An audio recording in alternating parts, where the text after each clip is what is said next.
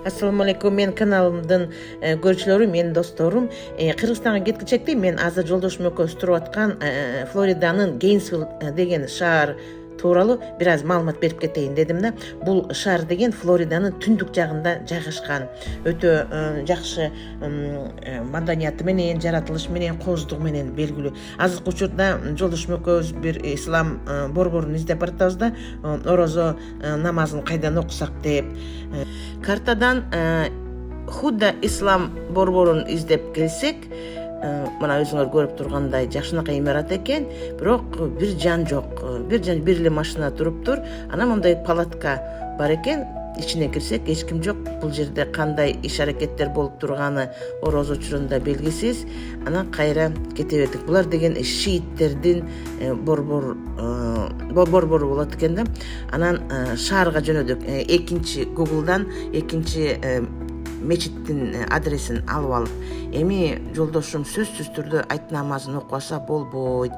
Мына ага чейин жеткичекти бул шаардын тарыхын силерге айтып кетейин. Бул шаардын аты Гейнсвилл, мен айтып кеткендей эле Флориданын түндүк тарабында жайгашкан. 16-кылымга чейин бул аймакта Тимукуа деген индеецтердин калкы жашаган экен. Анан 16-кылымда европалык колонизаторлор келип, испандыктар ар кандай оору согуштарды алып келип, Тимукуа калкынын санынын азайышына алып келген экен. Флорида башында Испаниянын карамагында болгон, бирок 1763 жылы Британияга берилген экен. Анан 1783 жылы америкалык революция болот, өзүңөр билесиңер, баш штаттарды бири-бирине кошуп, анан Испания Флориданы кайра кайтарып алат. Бирок 1821 жылы Испания Флориданы АКШга сатып жиберет. Анан Флорида АКШнын курамына расмий түрдө кирген болот. Кичинекей мечит экен, аныго таптык. Эми мечитке кире бериш жолун таппай жүрөбүз. Ага чейин баянымды уланта берейин. Гейнсвилл качан негизделет? 1854 жылы негизделген экен. Бул деген жана АКШ армиянын офицери Эдмунд Гейнс деген ошол адамдын урматына коюлган экен. Ошон үчүн Гейнсвилл, ага чейин Нейнсвилл деп эле аталган экен. Карагылачы, могул үйлөр кем дегенде эле булар 100 жыл болгон үйлөр. Бул үйлөрдө социалдык тепкичте төмөн турган адамдар жашайт. Анан албетте студенттер бул үйлөрдү как квартира катары колдонуп жашашат. Бул Гейнсвилл шаары, ушул аймагы 1864 жылдан кийин, согуштан кийин пахта жана цитрус жемиштеринин өстүрүүчү айыл чарба борборуна айланган экен. Бул шаардын эли 140 миңге жетет экен.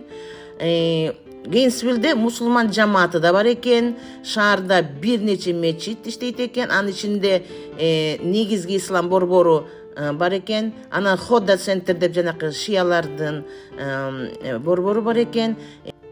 Шаарда халал ресторандар, мусулман достук кызматтары жана ислам маданияты менен байланышкан көп иш-чаралар өтүп турат экен.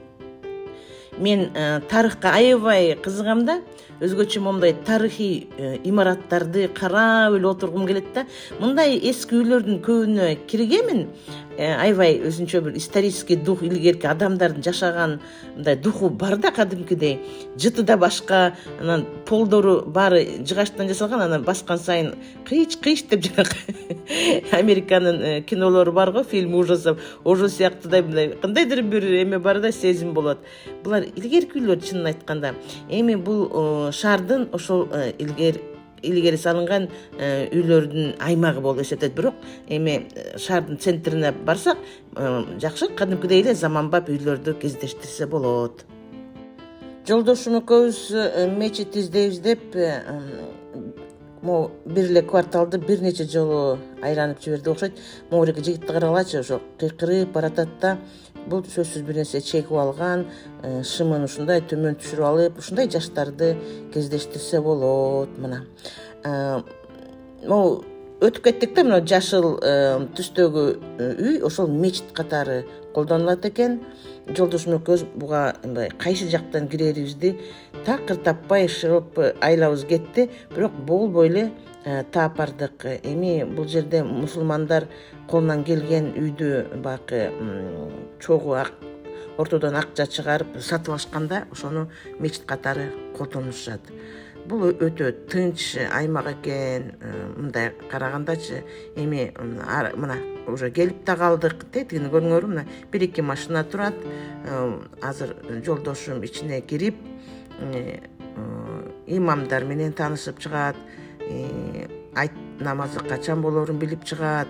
В общем деген Бангладештик адамдар экен да, Бангладештен келген. Бул үйлөрдү көрсөңөр, мына бул уже студенттик борбор. Студенттик борбор дегенде Флорида университетинин имараттары жайгашкан. Бул Гейнсвилл аябагандай студенттерге бай. Ушул жергиликтүү калктын 60%-ин студенттер негиздейт экен да.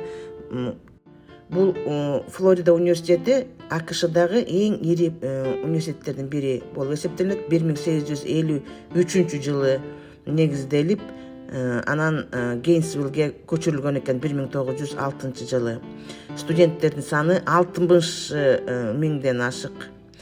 Кампус деп коет булар. Кампустун аянты, ошол университеттин аймагы 800 гектарды ээлейт экен. Бул университеттин 300ден ашык окуу программасы бар экен.